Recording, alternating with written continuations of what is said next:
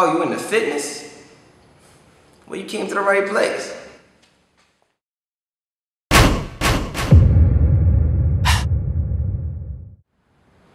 So everybody wants to know, what's the best way to lose weight? Alright, so what's the best way to lose weight, right? Weight loss. First of all, there's a lot of misconceptions around weight loss in general, right?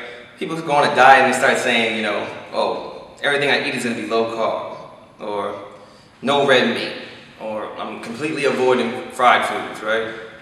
Or they take a whole different approach where they're like, I'm going to eat whatever I want, but nothing after 7 p.m. And, you know, these little gimmick ways of losing weight, they work sometimes, you know, but not necessarily for the reasons they think. Like, they think, oh, if I don't eat anything after 7 p.m., by the time I go to sleep, there's nothing in my stomach, so my body can't store fat. Or they had this idea that there's something in fried foods that sets off an alarm that lets your body know, hey, it's time to start making fat because this dude's eating bad again. But really, that's not what happens at all. The reason why you lose weight if you stop eating fried food is it's like this. Like, fried food has a lot of fat, has a lot of calories. And whatever you replace it with, one, it's probably going to keep you full longer, and it's probably got a whole lot less calories in it. So at the end of the day, you burn the same amount of calories, but you've eaten a lot less calories, so you lose weight. But you structure your diet around this idea that you cannot touch fried food. So the second you crack, the second, you know, all these weeks go by and you finally have some, you start beating yourself up, oh, I'm off my diet, blah, blah, blah, and next thing you know, you're back to doing what you were doing before. So it's just better to take it from an approach that, you know, it's calories in versus calories out. You can structure some exercise into your weekly routine. You can start keeping track of what you're eating. Make sure that you know how many calories your body burns on average a day, and keep on coming in at a deficit, you know?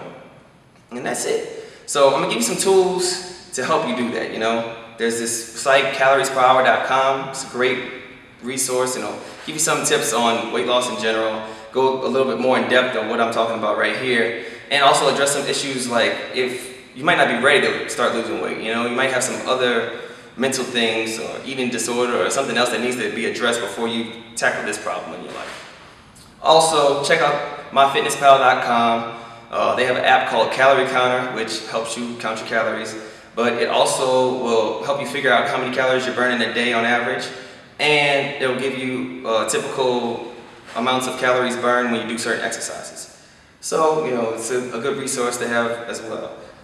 And I think that's it. I'm gonna leave the links in the bottom. So hit like, comment, share, subscribe, and stay tuned. Oh, one more thing.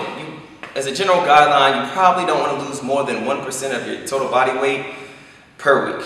So if you weigh 125 pounds, don't lose more than 1.25 pounds every week.